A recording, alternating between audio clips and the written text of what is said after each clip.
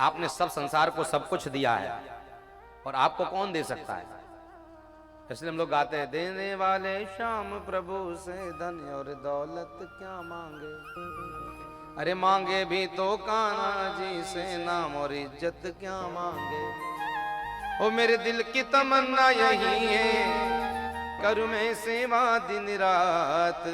अरे देना हो तो दीजिए जन्म जन्म का साथ। अरे अब तो कृपा कर दीजिए जन्म जन्म का साथ। तेरा एहसान होगा बड़ा उपकार होगा, तेरा एहसान होगा बड़ा उपकार होगा।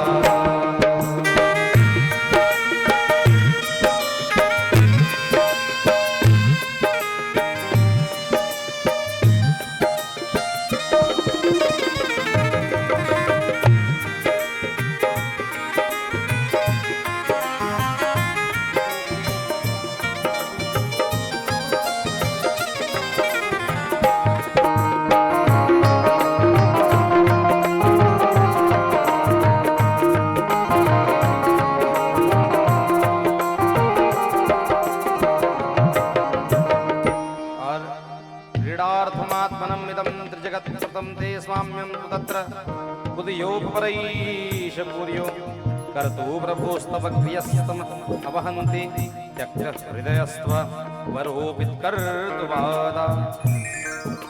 प्रभु आप क्रीड़ा के मैदान पर आकर के आपने कब्जा कर लिया है और आप त्रिलोकीनाथ है। इन्होंने अपने आप को त्रिलोकीनाथ समझ बैठे थे, आपने तो केवल मेरे स्वामी की बुद्धि का हरण कर लिया है कि ये जो अभिमान भरा शब्द ये कहता है कि मैं देता हूं, तो मैं देने वाला कौन है? तुम पृथ्वी तल पर आए तो तुम्हारे पास कुछ नहीं था, और जब तुम पृथ्वी से जाओगे तब तुम्हारे पास कुछ नहीं है।